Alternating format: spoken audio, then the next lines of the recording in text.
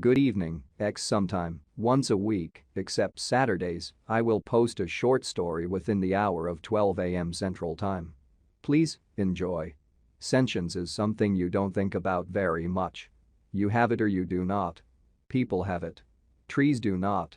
But I am, how curious that I can even consider the concept I am a tree, and I feel. I perceive, I am aware. As a tree standing on damp earth, with my roots ever seeking more water, more nourishment. I became aware that if the water dried up I could not go somewhere else to find more.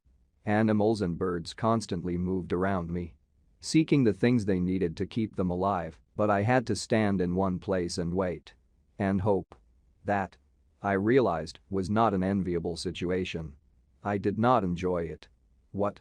Oh, yes, I am capable of enjoyment. That is how I first learned I was aware. All my life I had responded with pleasure to the sun as it summoned my sap to rise and triggered the photosynthesis making my existence possible. Light reacted upon me in ways I enjoyed without thinking, for thought did not seem necessary. Then a new pleasure came to me. A human female began sitting beneath me almost every day when the sun was highest. Often she leaned against my trunk and read poetry, sometimes aloud. I cannot say when I discovered I was actually listening to her and trying to make sense of the patterns of sound she made. But I looked forward to her arrival each day. Something about the vibrations of her voice sank through my bark and set up answering vibrations within my core. In time I understood her language. From things she said, I perceived she was unhappy because she was lonely. The nature of humans, it seems, is to want to be in pairs. And this human female did not have another of her own kind to pair with. Neither did I realized. So I must have been lonely until the human female came to me.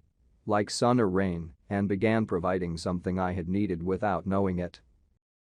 In time she talked to me as her kind talked to one another. She spoke of what she called her troubles. She was not pretty. She said. She was only clever, and the young males copied her papers in class, but took other girls to dances.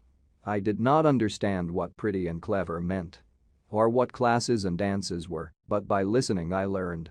I learned that I stood upon a college campus, at the far end of an athletic field, and the female who came to me every day at her lunch hour was studying science. How she perceived I was interested I cannot tell, but she began reading aloud from her textbooks.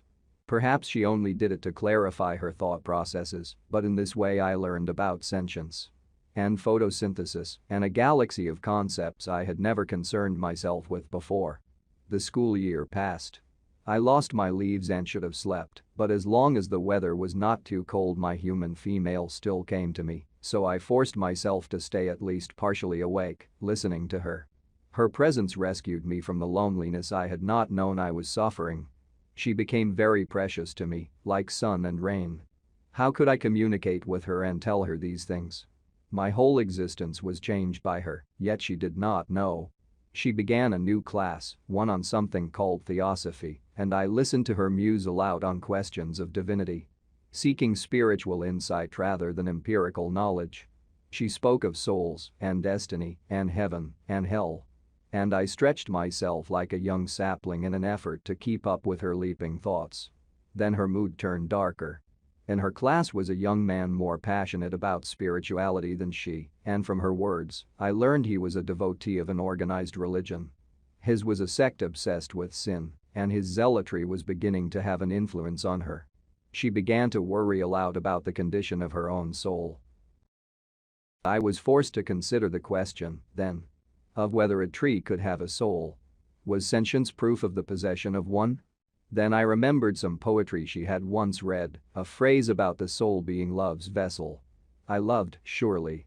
I loved her, as I loved sun and rain, and for the same reasons, she had become necessary to me. She had expanded my existence, and without her I would shrink back into a darkness I had not recognized as darkness. I loved. I had a soul. That human male, he was dragging her into a darkness. I could sense it, I could feel the flagging of her bright spirit. With his talk of sins and hellfire he was crushing her. Was he telling her the truth? If there were souls, they must have been created, the girl and I agreed on that point.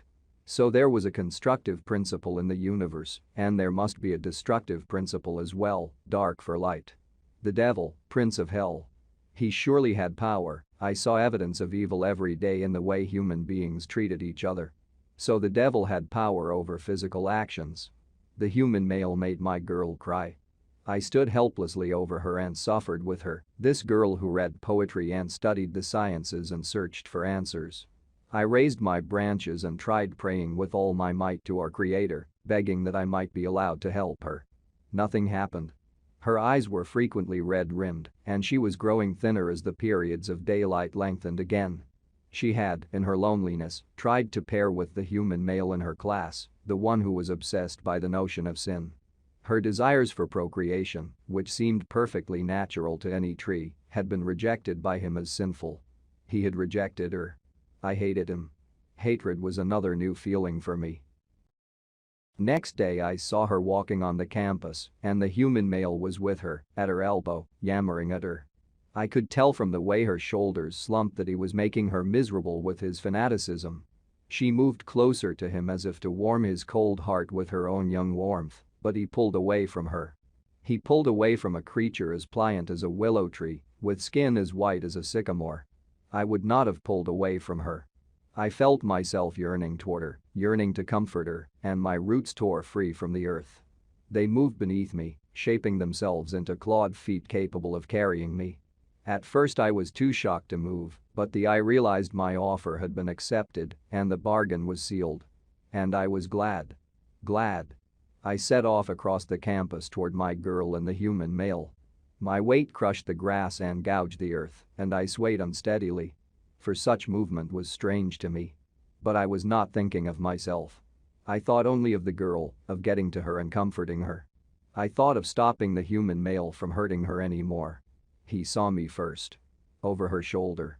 His face contorted and he took a step backward, but I was gaining better control of myself by then. I got to him while he was too astonished to run, and I slammed him across the throat with one of my branches, being careful not to let it hit her. I am an oak tree. It took little effort to smash his neck, for humans are flimsy things. He fell in a heap onto the earth, his body already surrendering its heat, ready to furnish nutrients to the waiting soil. The girl screamed. I had not expected her to be frightened of me, for we were friends. We were more than friends. I leaned toward her, trying to reassure her, and I heard myself making sounds. The sounds I made surprised, then horrified me. Unfortunately, I did not have a human voice. Any more than my roots were human feet. I had an oak tree's voice, huge and deep and echoing with an oak tree's approximation of human words. The girl's eyes dilated with terror. She ran from me. Faster than I with all my weight could follow. The other humans within sight of me were took racing toward the nearest building. Doors slammed. Then some men came out of that building, shouting and gesturing in my direction. One of them dragged a metal canister with a hose and a valve. When he touched the valve, a tongue of flame licked the air. Without a glance backward, my girl fled from me and hid herself in the man-made caverns of brick and stone. She rejected me and everything I was, as the human male had rejected what she was. Too late. I understood Heaver. Heaven was sun and rain and the lazy tenderness of new leaves unfolding in the spring. With no reason to try to save myself, I stood on the damp earth and watched the men come cautiously toward me with their canister of bottled flame. They would turn me into a pillar of fire. If she watched from a window, the girl would see it. She would be able to hear my roar of agony. I stood on the damp earth and waited for hell.